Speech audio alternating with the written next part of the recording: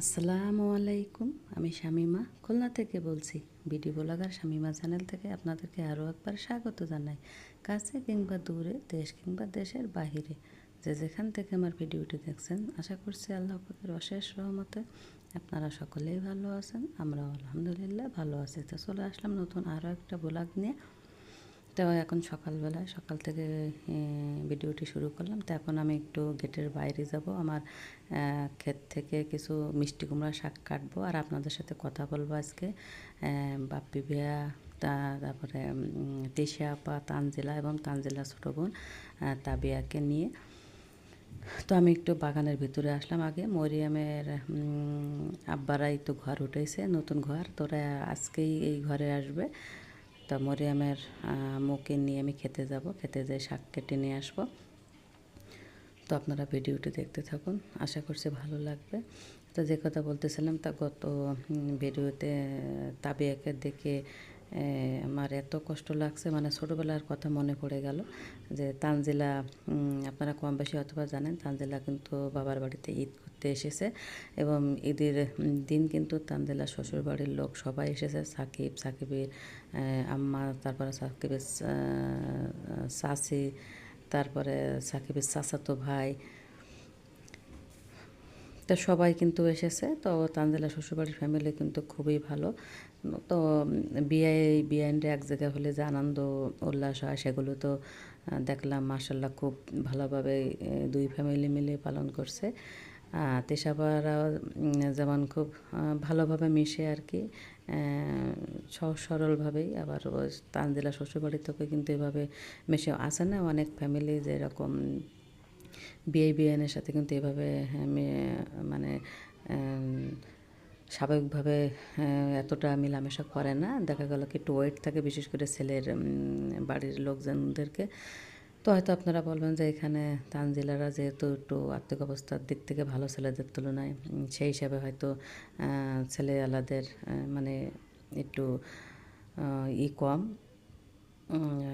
ভাব কম। আসলে কিন্তু তা না, যারাই কিন্তু বেশি ভাব নেয় বা ওয়েট দেখায়, তারা কিন্তু তাদের আর্থিক অবস্থা কেমন আছে সেদিক তাকায় না, তারা যা করবে তা তো করবেই, ও ভাব দেখেই থাকবে। তাই তো আমাদের কিন্তু শাক কাটা হয়ে গেছে।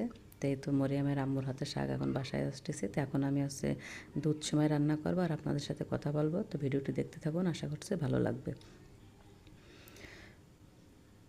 তো তানজিলার হাজব্যান্ডের নাম সাকিব, সে তো আপনারা কম বেশি সবাই জানেন। তো ওর চাচাতো দেবরও কিন্তু এসেছিলো সবাই ঈদ করতে। তাই এই যে দুই ফ্যামিলির একটা বন্ডিং, সবাই ঈদ করতে এসেছে। দাওয়াত দিলেই কিন্তু সবাই আসে না, সব ফ্যামিলিতে কিন্তু কম বেশি মেয়ের বাবার বাড়িতে বিশেষ করে মেয়ের পক্ষ থেকে দাওয়াত করা হয় শ্বশুরবাড়ির লোকজনদেরকে। কী জন্যে দেওয়া হয়, দেখা গেলো কি যে তাদের সাথে ভালো একটা বন্ডিং থাকলে মেয়ের পরে একটু মানে ইটা কম পড়ে। দেখা গেলো কি অনেক শ্বশুরবাড়িতে কিন্তু আছে যে অনেক কথাবার্তা হয় যে ঈদ গেল, বাবার বাড়ি থেকে দাওয়াত করলো না, নিল না, কেমন বাবা মা, ছোটো লোক, অনেক কথাবার্তা শুনতে হয়। সে কারণে কিন্তু দাওয়াত করে, সবাই কিন্তু দাওয়াত এদিক বলবে, আবার দেখা গেলো কি দাওয়াত করলেই কিন্তু আসে না। তো ওর ফ্যামিলি মাশাআল্লাহ আলহামদুলিল্লাহ সবাই কিন্তু এসেছে এবং তানজিলাকে কিন্তু অনেক টেক কেয়ার করে শ্বশুরবাড়ির সবাই।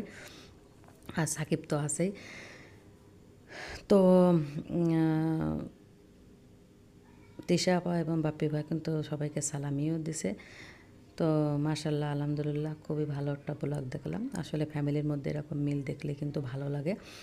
তো যে ঘটনাটা ঘটছে আর কি, তাবিয়া কিন্তু তানজিলাকে অনেক ভালোবাসে। এর কারণও আছে, কারণ কি সব বোনরা বোনকে ভালোবাসে ঠিক আছে, কিন্তু তানজিলা কিন্তু তাবিয়াকে অনেক টানছে, অনেক আদর করতো ওর বিয়ের আগে। মানে ছোটোবেলা থেকে কিন্তু এক প্রকার তানজিলার কোলে উঠেই কিন্তু তাবিয়া মানুষ হয়েছে, বা তানজিলা কিন্তু তাবিয়াকে অনেক টেক কেয়ার করতো। আর ওকে কিন্তু এমনিতে তানজিলা অনেক আদর করে। তো ছোটো মানুষ, দেখেন যে যার কাছ থেকে ভালোবাসা পায় তার অভাবটা কিন্তু সে বোঝে। তো যখন দেখা গেল বোন আসে, অনেক আনন্দ ছিল কিন্তু তানজিলাকে পেয়ে। কিন্তু যখন চলে যাচ্ছে, সে কীভাবে যে কান্না করতেছিল, জড়াই ধরে আপুকে যেতে দেবে না, কান্না অনেক কান্নাকাটি করছে। দেখে আমারও খুব খারাপ লাগছে, আমারও ছোটোবেলার কথা মনে পড়ে গেল। তা আমারও ঠিক এরকম খারাপ লাগতো আমার বোনের যখন বিয়ে গেছিলো। তো কিরম যেন অসহায় অসহায় একা একা মনে হতো। এখন আল্লাহর রহমতে আস্তে আস্তে তো সব কিছুই ঠিক হয়ে যায়।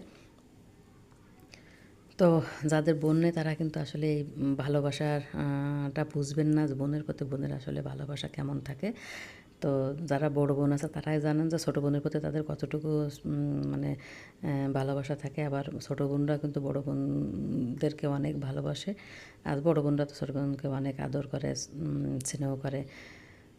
তো এই আর কি, তো খুব ভালো লাগলো। তো ওদের ফ্যামিলির বন্ডিংটা দেখে খুবই ভালো লাগলো। তো দোয়া করি যেন সারা জীবন এরকম থাকে। তো এই তো কথা বলতে বলতে কিন্তু আমি এদিক থেকে দুধ সেমাই রান্না করে নিচ্ছি। তো আমি কিন্তু ওদিক থেকে বাদাম, কিশমিশ, 2 রকম বাদাম দিয়েছিলাম আমি, কাজু বাদাম আর চীনা বাদাম একটু ঘির সাথে ভেজে নিয়ে, তারপর কিশমিশ দিয়ে সামান্য 30 সেকেন্ড মতো ভেজে নিয়ে, তারপরে কিন্তু আবারও ঘি দিয়ে সেমাইটা ভেজে নিয়েছিলাম। তো সেমাইটা একটু লাল লাল করে ভেজে নিয়ে, যদিও প্যাকেট সেমাই ছিল ওটা ভাজা ছিল, তারপরে আর একটু ভেজে নিলে ভালো হয়। তো সে কারণে আমি আর একটু ভেজে নিয়েছিলাম। নিয়ে তারপরে এখানে কিন্তু দুধ আমি 1.5 কেজি পরিমাণ দুধ আগে থেকে জাল করে রেখেছিলাম, তার মানে ফুটিয়ে কমিয়ে রেখেছিলাম। তো এখন কিন্তু বেশি আর কমানো হবে না, আমি চিনি দিয়ে দিলাম।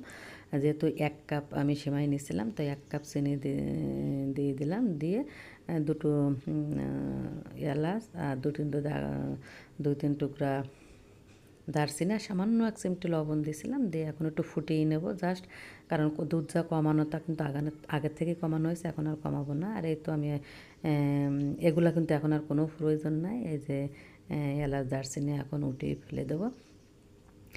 তো মিষ্টির ক্ষেত্রে যেটা হবে, আপনি যত কাপ মেপে নেবেন তবে সেটা ভালো হবে। 1 কাপ সেমাই নিলে 1 কাপ চিনি দিতে হবে। আর যারা একটু কম খেতে পছন্দ করেন তারা দেখা গেলো পনির 1 কাপ দিলে হবে। আর যারা একটু আরও বেশি খেতে পছন্দ করেন তারা দেখা গেলো 1 কাপের থেকে একটু বাড়িয়ে দিলে হবে। তো আর দুধটা কিন্তু 1 কাপের জন্য 7 থেকে 8 কাপ পরিমাণ দুধ দিলে ভালো হয়। আর সবথেকে ভালো হয় আপনারা দুধটা জাল করে দরকার হয় 1 কাপ পরিমাণ একটু উঠাই রাখবেন। দেখা গেলো রান্নার পরে যদি দেখেন যে একটু সেমাইটা টাইট হয়ে গেছে, ঘন হয়ে গেছে, সেক্ষেত্রে একটু মিশিয়ে নিলে কিন্তু হয়ে যাবে।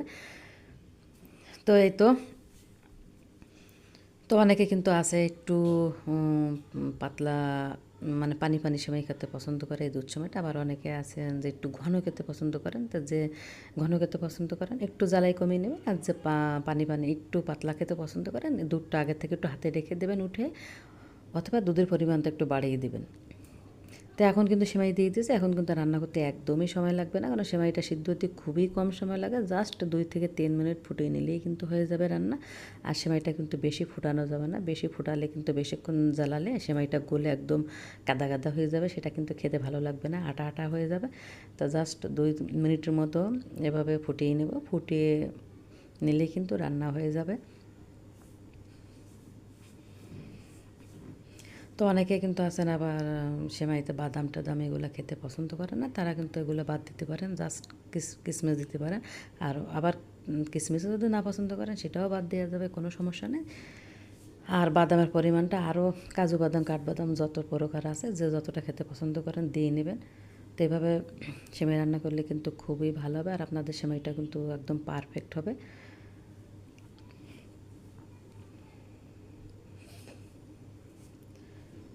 তো এই তো সেমাইটা দিয়ে আমি একটু একদম জালটা কিন্তু অল্প আছে আছে আর কি, মানে জালটা কিন্তু বাড়িয়ে দেওয়া যাবে না, তাহলে কিন্তু দুধটা উতলায় পড়ে যাবে। তা সেমাইটা দেওয়ার পরে বা দুধটা জ্বালানোর সময় কিন্তু দেখবেন ম্যাক্সিমাম সময় উতলে যায়, তো পাশে থেকেই অল্প জাল দিয়ে এভাবে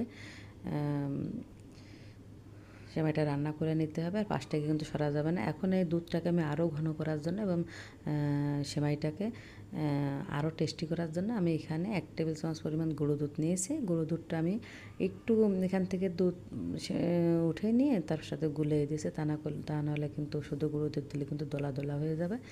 দিয়ে মিশিয়ে নেবো, এতে করে কী হবে দুধের পরিমাণটা দুধটা আরও ঘন হবে, আর এই সেমাইটা খেতে কিন্তু অনেক বেশি টেস্টি হবে, অনেক বেশি স্বাদের হবে। মোট কথা দুধ সেমাইটা রান্না করার জন্য দুধটা আপনার যত বেশি ঘন হবে এই সেমাইটা খেতে কিন্তু তত বেশি টেস্টি হবে।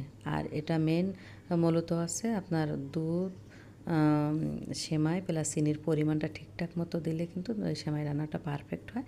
তো আমি যেভাবে আপনাদেরকে বলে দিলাম যে আপনারা কাপ মেপে নেবেন বা যেটাই মেপে নেন, যতটুকু সেমাই নেবেন ততটুকু চিনি নেবেন, আর দুধের পরিমাণটা একটু বাড়িয়ে দেবেন, দরকার হয় আপনারা একটু হাতে রেখে দেবেন, ঘন হয়ে গেলে সেটা পরবর্তীতে মিশিয়ে নেবেন। তা আমি কিন্তু 2 থেকে 3 মিনিট জাল করে নিয়ে চুলার উপর ঢেকে রেখে দিয়েছিলাম 1-2 মিনিট। তো এই তো দেখছেন কত সুন্দরভাবে রান্না হয়ে গেছে দুধ সেমাইটা।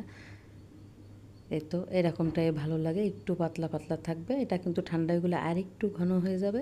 ঠান্ডা হয়ে গেছে, একবারে ঠান্ডা হয়ে গেলে দেখা গেলো ফ্রিজে রাখলে আর একটু ঘন হবে। তো আশা করছি আমার আজকের ভিডিওটা আপনাদের ভালো লাগছে, আর ভালো লাগলে অবশ্যই আমার চ্যানেলটাকে সাবস্ক্রাইব করে নেবেন। সকলেই ভালো থাকবেন। আল্লাহ হাফেজ।